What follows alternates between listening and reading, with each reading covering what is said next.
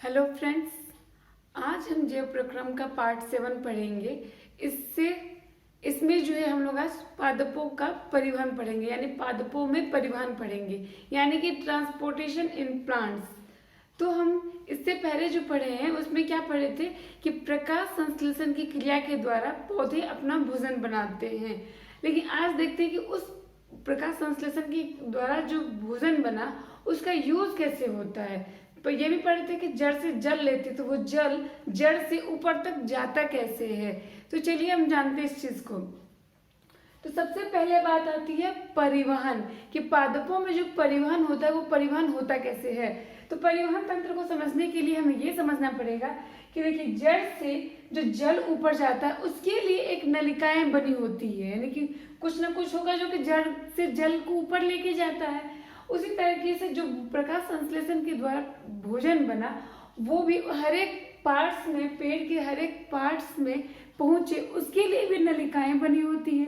उस नलिका और ये जो जल का जो क्या कहते हैं, जड़ से जल जो गया उसका, ये दोनों मिला के जो परिवहन का कार्य करता है। यानी कि इसी दोनों का जो कि हर एक पार्ट में जल और हर एक पार्ट में जो खनिज लवण पहुंचते हैं, भोजन पहुंचते हैं, उसी को कहते हैं, उसी रास्ते को क्या कहते हैं, उसी नली को क्या कहते हैं हम लोग, परिवहन तंत्र कहते हैं।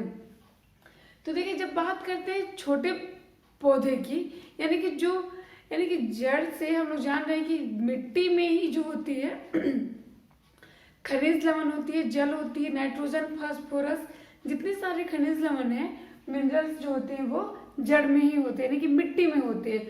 तो मिट्टी से जो होता है जल के साथ साथ जड़ जो है होता है जल के साथ साथ खनिज लवण को भी लेता है। तो जल तो चला जाता है उसमें, और वो जो जाता है जल वो जाता है परासरण दाब के द्वारा, और जो ये खनिज लवण होते हैं, नाइट्रोजन, फास्फोरस, मैग्नीशियम, ये सब जो जाते हैं वो आयन के रूप में जाते हैं। तो ये चीज जो होता है कि ये अगर प्रकाश संश्लेषण की क्रिया जिसमें हो, यानी क्लोरोफिल जो है वहां पे जो प्रकाश संश्लेषण हो रही है, और जो मृदा यानी मिट्टी में जो पौधे, यानी कि मिट्टी से पौधे बहुत बड़े नहीं है, जो छोटे हैं, उनमें ये क्रिया बहुत आसानी से, यानी कि हर एक पार्ट्स में उनके आसानी से ही जल पहुंच जाता है, आसानी से सारा भोजन सारे पार्ट्स में पौधे के पहुंच जाते हैं।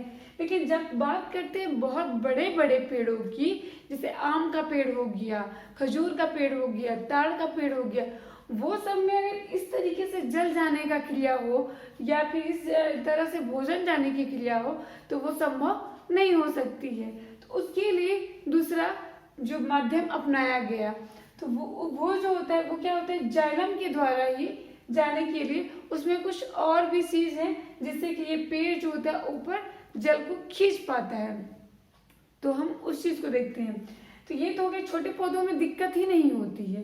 लेकिन बड़े पेड़ की बात करते हैं तो उसमें होता क्या है कि ये देखिए जड़ है, ये पेड़ हो गया पूरा हमारा, ये है जड़।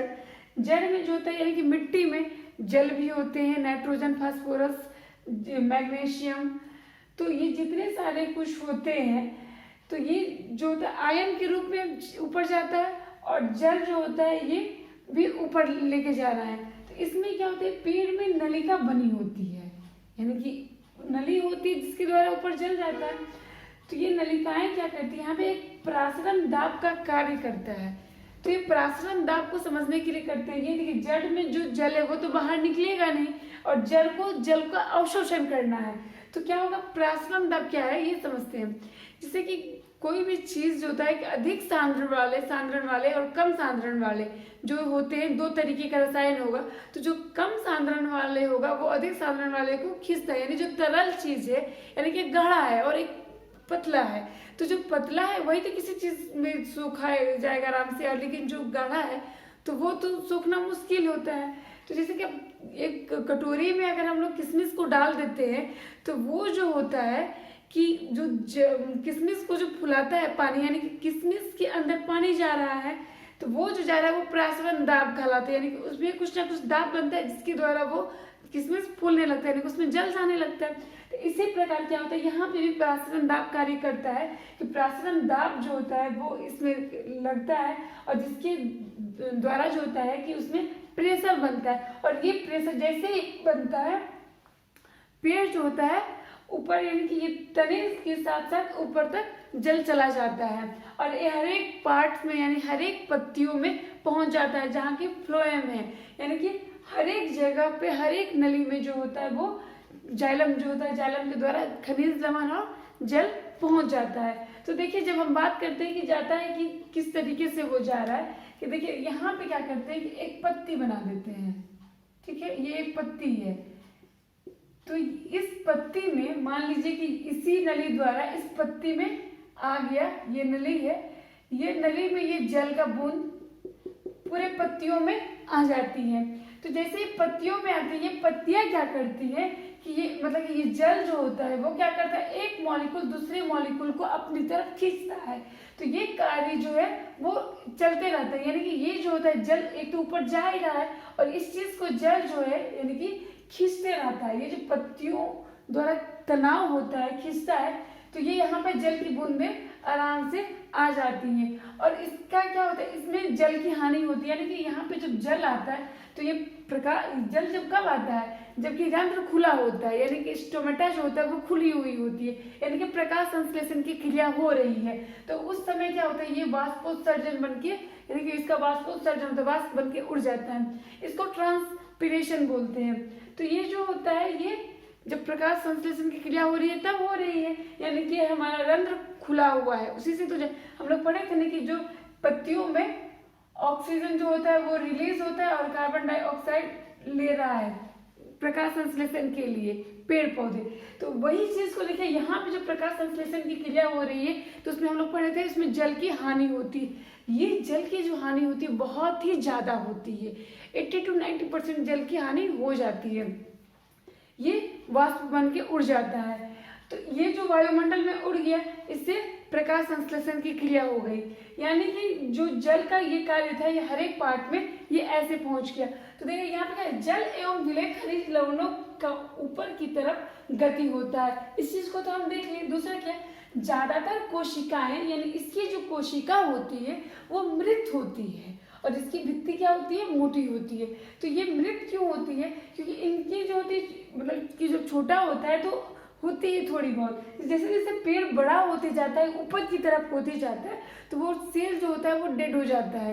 यानी कि हम पढ़े कि एक सेल यानी कोशिका की बात करते हैं तो उसमें क्या होता है, एक केंद्रक होता है, उसमें माइटोकॉन्ड्रिया होती है, प्रोटोप्लाज्म होता है, वो सब चीज क्या होती है धीरे धीरे खत्म हो जाती है। तो ये गैप बन जाती है, जब पेड़ बहुत बड़े हो जाते हैं तो क्या होता है यहाँ पे जो गैप बन जाता है इसी द्वारा जो होता है कि जल जो है ऊपर जाता है।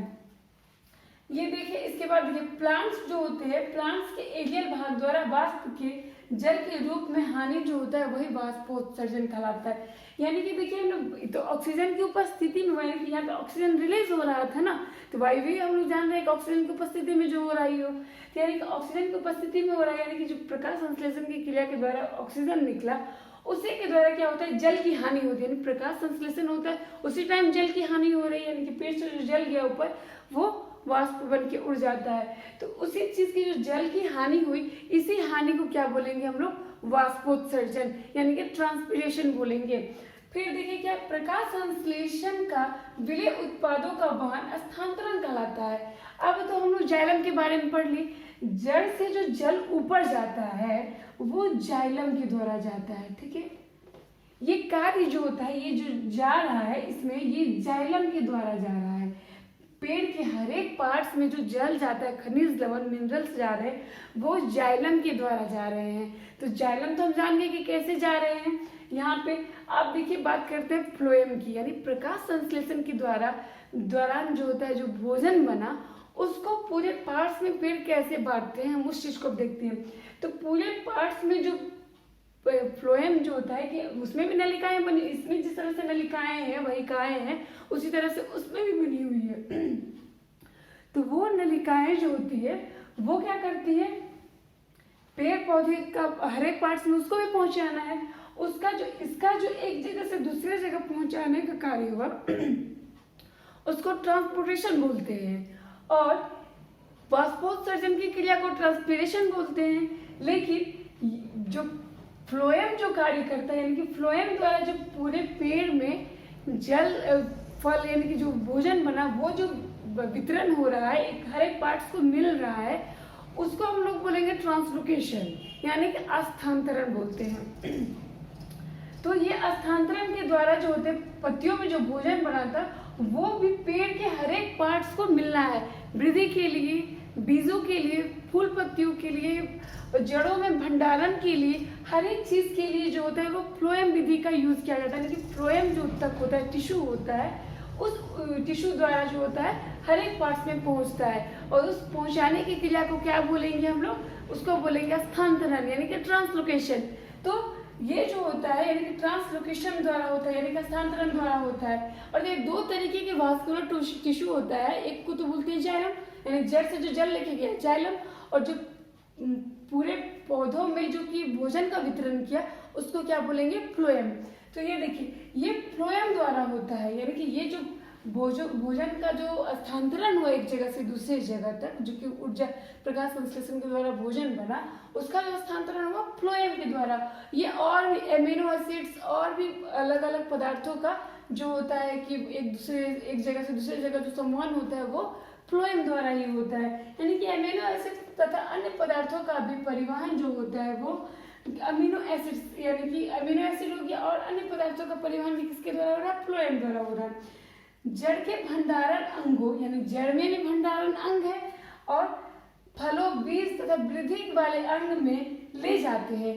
यानी कि फ्लोएम प्रकाश संश्लेषण के द्वारा जो भोजन बना था उसको फ्लोएम जो लेके जाता है वो हर एक चीज, बीज भी बनाना है, पेड़ पौधे में वृद्धि के लिए भी जरूरत है, उसकी हर आवश्यकता को पूरा करने के लिए ये एक जगह से दूसरी जगह घूमते रहते हैं। यानी कि उस चीज को एनर्जी को जब यूज की जरूरत पड़ती है तो फ्लोएम उस चीज को पहुंचाता है, यानी कि जब उसको एनर्जी की जरूरत पड़ती है तब पहुंचाता है। और देखिए पेड़ पौधे को हमारे इतना एनर्जी की जरूरत नहीं पड़ती है, क्योंकि पेड़ पौधे तो गति करते नहीं हैं, उनके पास हार्ट है नहीं, पंप करने की आवश्यकता भी नहीं है, तो वो हमारे अपेक्षा जो होता है उनका कम यूज होता है एनर्जी। तो धीरे धीरे उनमें संवहन, यानी उनमें जो ऊर्जा ऊपर जाता है, जल का भी जो संवहन होता है यानी ऊपर जा रहा है वो भी धीरे धीरे ही होता है, हमारी तरह नहीं होता है कि स्पीडली हर एक क्षण जरूरत है, तो वो इनका धीरे धीरे होता है। देखिए क्या है, फ्लोएम टिश्यू जो होता है में एटीपी से प्राप्त ऊर्जा ही स्थानांतरित होता है।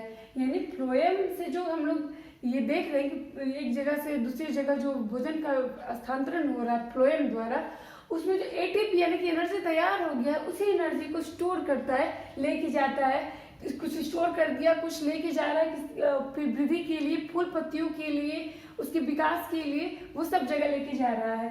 देखिए ये फ्लोएम द्वारा प्लांट्स में स्थानांतरण का कार्य जो होता है वो दो तरीके के, एक सेल्स हो गए, एक नलिकाएं द्वारा होते हैं, जो कि एक चलानी नलिका कहलाता है और दूसरा स्लिप टिप्स यानी कि स्लिप टिप्स हो गया, और सहकोशिका यानी कॉम्पेन सेल्स हो गए।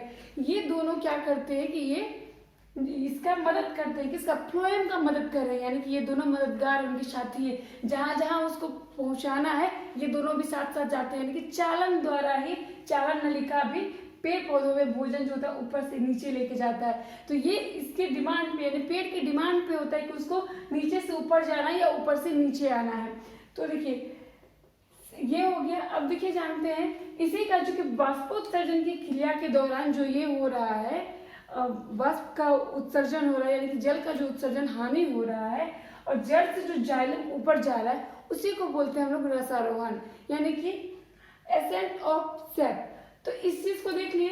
अब चीज आती है कि देखिए जब बसंत ऋतु में पत्तियां तो होती नहीं है, बसंत ऋतु में पौधे से तो सारी पत्तियां झड़ जाती है, तो उस समय क्या होता है, ये जो स्टोर होते हैं, यानी कुछ जड़ में स्टोर होते हैं, कुछ यहाँ पे स्टोर होते हैं, जहां जहां पे वो भंडारण होता है। इसके बाद बसंत ऋतु में पेड़ पौधे बहुत सारे फूल फल वगैरह सब आते हैं। उस समय क्या होता है, पेड़ को बहुत ही ज्यादा एनर्जी की जरूरत होती है, तो पत्तियां भी है नहीं तो तरह उनका भोजन तो बना लेते हैं, लेकिन एक्स्ट्रा एनर्जी की जरूरत पड़ती है।